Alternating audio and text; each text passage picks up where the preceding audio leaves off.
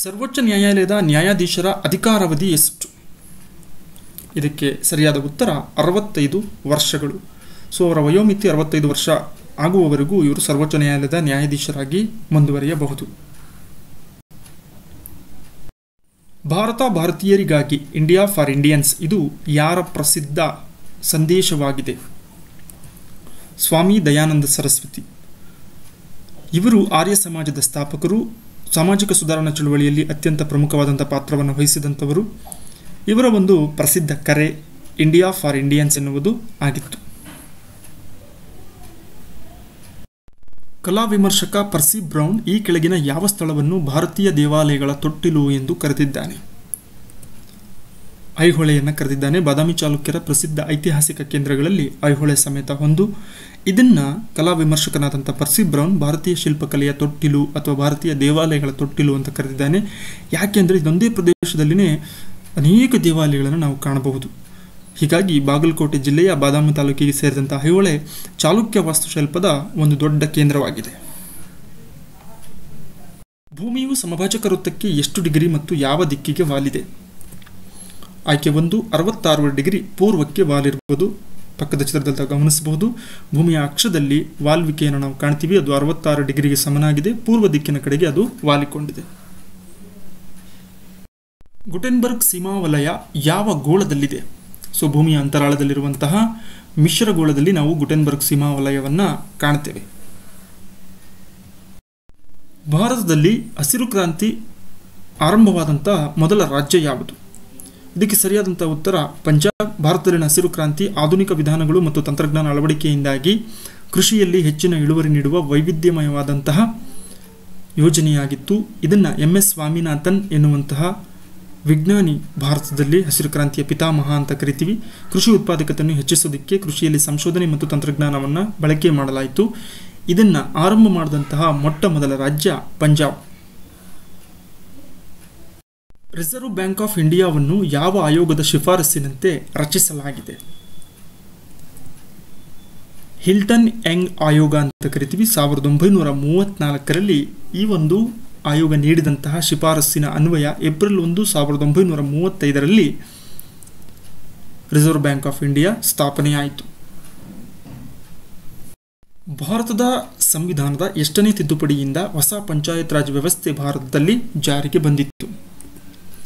ಆಯ್ಕೆ 4 73ನೆಯ ತಿದ್ದುಪಡಿ. 1992ರಲ್ಲಿ ಈ ಒಂದು ತಿದ್ದುಪಡಿಯನ್ನು ಮಾಡಲಾಯಿತು. ಅದರಂತೆ 1993ರಲ್ಲಿ ಪಂಚಾಯತ್ ರಾಜ್ ವ್ಯವಸ್ಥೆ 3 ಹಂತಗಳಲ್ಲಿ ಭಾರತದಲ್ಲಿ ಜಾರಿಗೆ ಬರುತ್ತೆ. ಅದೇ ಜಿಲ್ಲಾ ಪಂಚಾಯಿತಿ, ತಾಲೂಕು ಪಂಚಾಯಿತಿ ಮತ್ತು ಗ್ರಾಮ ಪಂಚಾಯಿತಿ. ಸಂಸದೀಯ ಪದ್ಧತಿ ಮತ್ತು ದ್ವಿಸದನಗಳ ಬಗ್ಗೆ ವಿಷಯವನ್ನು ಯಾವ ಸಂವಿಧಾನದಿಂದ ಎರವಲು ಪಡೆಯಲಾಗಿದೆ? ಬ್ರಿಟನ್ ಸಂವಿಧಾನದಿಂದ. ಸಂಸತ್ ವ್ಯವಸ್ಥೆಯ ಪದ್ಧತಿ ಮತ್ತು ದ್ವಿಸದನಗಳ ಬಗ್ಗೆ ಮಾಹಿತಿಯನ್ನು ನಾವು ಈ ಒಂದು ಸಂವಿಧಾನದಿಂದ ಎರವಲಾಗಿ ಪಡೆದು ನಮ್ಮ ಸಂವಿಧಾನದಲ್ಲಿ ಅಳವಡಿಕೆಯನ್ನು ಮಾಡಲಾಗಿದೆ. ಗುಪ್ತರ ಕಾಲದ ಮಂತ್ರಿ ಪರಿಷತ್ತನ್ನು ವಿಂಗಡಿಸಿ. ಇದು ಕೂಡ ಕೆಲವೊಮ್ಮೆ ಹೇಳಿಕೆಯ ರೂಪದಲ್ಲಿ ಪ್ರಶ್ನೆಯನ್ನು ಕೇಳ್ತಾರೆ. ಕುಂಚುಕಿ ಎನ್ನುವಂತಹ ಅಧಿಕಾರಿಯು ಮಂತ್ರಾಲೋಚನಾ ಸಭೆಯ ಮಧ್ಯಸ್ಥಗಾರನಾಗಿರ್ತಾನೆ. ಅಂದರೆ ಅರ್ಥ, ರಾಜ ತನ್ನ ಮಂತ್ರಿಗಳ ಜೊತೆಯಲ್ಲಿ ಸಮಾಲೋಚನೆ ಮಾಡುವಂಥ ಸಂದರ್ಭದಲ್ಲಿ ಮಧ್ಯಸ್ಥಗಾರನಾಗಿ ಕುಂಚುಕಿ ಎನ್ನುವಂಥ ಅಧಿಕಾರಿ ಕೆಲಸವನ್ನು ನಿರ್ವಹಿಸ್ತಾನೆ. ಮಹಾಸಂಧಿ ವಿಗ್ರಹಿ ಯುದ್ಧ ಮತ್ತು ಶಾಂತಿಗೆ ಸಂಬಂಧಪಟ್ಟಂತಹ ಕಾರ್ಯಾಚರಣೆಯನ್ನು ನೋಡ್ಕೊಳ್ತಾ ಇರ್ತಾನೆ. ಅಮಾತ್ಯ ಮುಖ್ಯಮಂತ್ರಿಯಾಗಿರ್ತಾನೆ. ಮಹಾಬಲಾಧಿಕೃತ ಸೇನಾಧಿಪತಿಯಾಗಿದ್ದು ಮಹಾದಂಡನಾಯಕ ಕಾನೂನು ಮತ್ತು ಶಿಸ್ತು ಪಾಲನೆಯನ್ನು ನೋಡಿಕೊಳ್ಳುವಂಥ ಪ್ರಮುಖ ಅಧಿಕಾರಿ ವರ್ಗಗಳಾಗಿರ್ತಾರೆ ಗುಪ್ತರ ರಾಜರಿಗೆ. ಗುಪ್ತರ ಕಾಲದ ಆಡಳಿತ ವಿಭಾಗಗಳನ್ನು ವಿಂಗಡಿಸಿ. ಇದು ಕೂಡ ಬಹುಮುಖ್ಯವಾದ ಪ್ರಶ್ನೆ.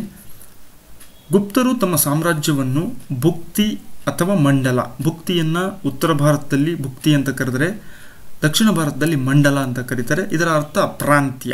ಇದನ್ನು ನೋಡಿಕೊಳ್ಳುವಂಥ ಅಧಿಕಾರಿ ಭೌಗಿಕ ಅಂತ ಕರಿತೀವಿ.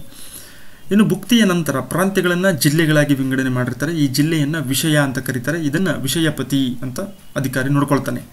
ಇದಾದ ನಂತರ ನಗರಾಡಳಿತಕ್ಕೆ ಸಂಬಂಧಪಟ್ಟ ಹಾಗೆ ಪುರಪಾಲ ಎನ್ನುವಂಥ ಅಧಿಕಾರಿ ನಗರದ ಆಡಳಿತವನ್ನು ನೋಡ್ಕೊಳ್ತಾ ಇರ್ತಾನೆ. ಕೊನೆಯದಾಗಿ ಗ್ರಾಮಾಡಳಿತ ಅಥವಾ ಗ್ರಾಮ ಅತ್ಯಂತ ಚಿಕ್ಕ ಘಟಕ, ಇದನ್ನು ಗ್ರಾಮಿಕ ಎನ್ನುವಂಥ ಅಧಿಕಾರಿ ನೋಡಿಕೊಳ್ಳುತ್ತಿರುತ್ತಾನೆ. ಗುಪ್ತರ ಕಾಲದ ವೃತ್ತಿ ಸಂಘಗಳನ್ನು ಏನೆಂದು ಕರೆಯುತ್ತಿದ್ದರು? ಶಾತವಾಹನರ ಕಾಲಕ್ಕೂ ಸಮೇತ ಈ ಒಂದು ವೃತ್ತಿ ಸಂಘಗಳು ಕಾರ್ಯಾಚರಣೆಯಲ್ಲಿರ್ತವೆ. ಶ್ರೇಣಿ ಮತ್ತು ನಿಗಮ ಅಂತ ಕರಿತೀವಿ. ವೃತ್ತಿಗಳ ಆಧಾರಿತವಾಗಿ ಕಟ್ಟಿಕೊಂಡಂತಹ ಸಂಘಗಳನ್ನು ವೃತ್ತಿ ಸಂಘಗಳು ಅಂತ ಕರಿತೀವಿ. ಅವುಗಳಿಗೆ ಹೆಸರು ಶ್ರೇಣಿ ಮತ್ತು ನಿಗಮಗಳು ಎಂದು ಕರೆಯಲಾಗುತ್ತಿತ್ತು. ಚಂದ್ರಗುಪ್ತನ ಕಾಲದ ನವರತ್ನರೆಂಬ ಕವಿಗಳು ಯಾರು? ಅಂದರೆ 9 ಜನ ಕವಿಗಳು ಯಾರು? ಕಾಳಿದಾಸ, ವರರುಚಿ, ವೇತಾಲಭಟ್ಟಿ, ವರಹಾಮಿಹಿರ, ಶಂಕು, ಧನ್ವಂತ್ರಿ, ಬ್ರಹ್ಮಗುಪ್ತ, ಕ್ಷಪಣಕ ಮತ್ತು ಅಮರಸಿಂಹ ಇವರು ಇಮ್ಮಡಿ ಚಂದ್ರಗುಪ್ತನ ಕಾಲದಲ್ಲಿದ್ದಂತಹ 9 ಜನ ಕವಿಗಳು. ಇವರನ್ನು ನವರತ್ನರು ಅಂತ ಕರೆಯುತ್ತಿದ್ದರು.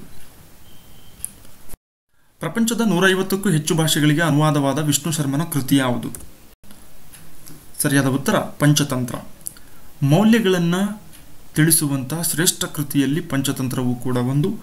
ಇದು ಅತ್ಯುತ್ತಮ ಕೃತಿಗಳಲ್ಲಿ ಒಂದಾಗಿದ್ದು 150ಕ್ಕೂ ಪ್ರಪಂಚದ ಹೆಚ್ಚು ಭಾಷೆಗಳಿಗೆ ಅನುವಾದವಾಗಿದೆ. ಬೈಬಲ್ನ ನಂತರ ಅತಿ ಹೆಚ್ಚು ಭಾಷೆಗಳಿಗೆ ಭಾಷಾಂತರವಾದಂತಹ ಏಕೈಕ ಕೃತಿ ಪಂಚತಂತ್ರ. ಇದರ ರಚನೆಕಾರ ವಿಷ್ಣು ಶರ್ಮ. ಈ ಕೆಳಗಿನ ಯಾವ ಕಾಯ್ದೆಯನ್ನು ನೆಹರೂರವರು ದಾಸ್ಯತ್ವದ ಹೊಸ ಸನ್ನದು ಎಂದು ಕರೆದರು?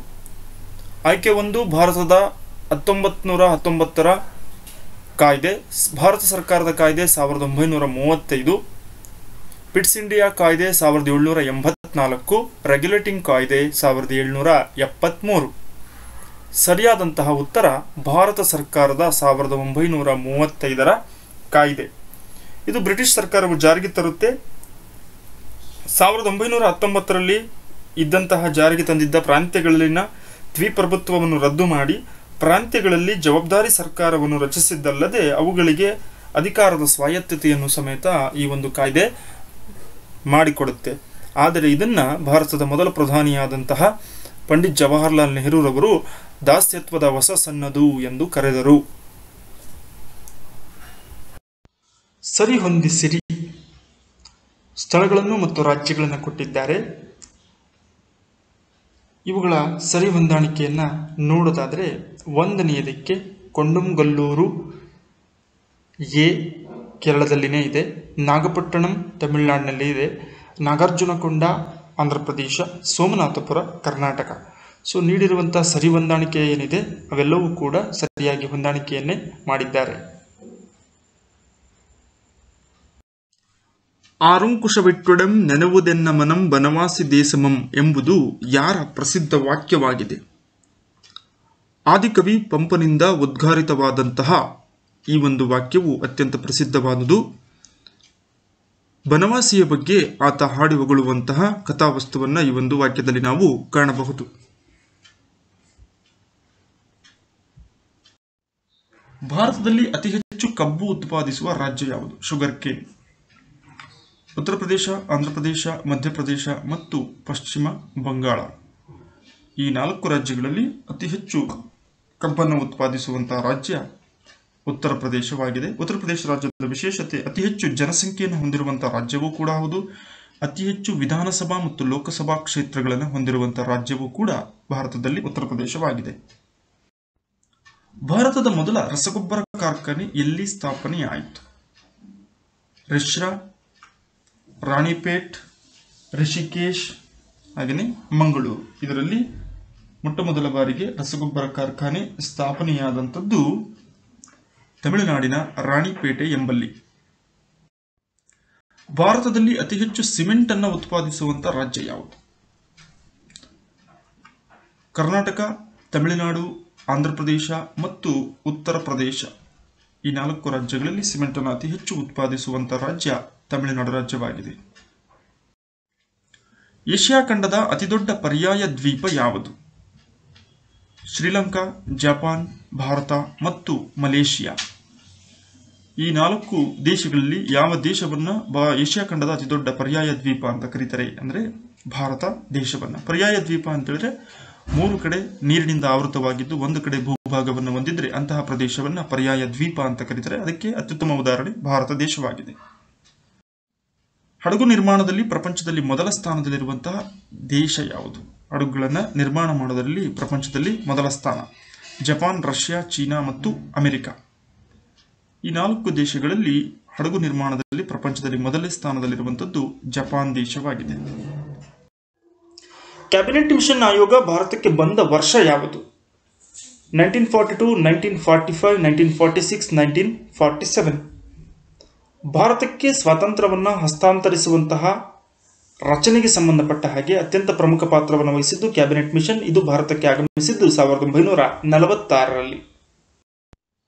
ಹಿರಾಕುಡ್ ಅಣೆಕಟ್ಟನ್ನು ಈ ಕೆಳಗಿನ ಯಾವ ನದಿಗೆ ಅಡ್ಡಲಾಗಿ ನಿರ್ಮಿಸಲಾಗಿದೆ? ಇದನ್ನ ಮಹಾನದಿಗೆ ನಿರ್ಮಾಣ ಮಾಡಿದ್ದಾರೆ. ಭಾರತದ ಒಡಿಶಾ ರಾಜ್ಯದ ಸಂಬಲ್ಪುರದಿಂದ 15 ಕಿಲೋಮೀಟರ್ ದೂರದಲ್ಲಿ ಇದನ್ನ ಕಟ್ಟಲಾಗಿದೆ. ಭಾರತದ ಸ್ವಾತಂತ್ರ್ಯ ನಂತರ ಆರಂಭವಾದ ಮೊದಲ ಪ್ರಮುಖ ವಿವಿಧೋದ್ದೇಶ ನದಿ ಕಣಿವೆ ಯೋಜನೆಯಾಗಿದೆ. ಈ ಕೆಳಗಿನ ಯಾವ ಸರೋವರವು ಸಮುದ್ರದ ನೀರಿನಿಂದ ಆಗಿಲ್ಲ? ಚಿಲ್ಕಾ, ಪೊಲಿಕಾಟ್, ವೆಂಬನಾಡ್, ಸಾಂಭಾರ್. ಇದರಲ್ಲಿ ಸಾಂಭಾರ್ ಸರೋವರ ರಾಜಸ್ಥಾನದಲ್ಲಿ ಇದ್ದು ಇದು ಸಮುದ್ರದ ನೀರಿನಿಂದ ರಚನೆಯಾಗಿಲ್ಲ.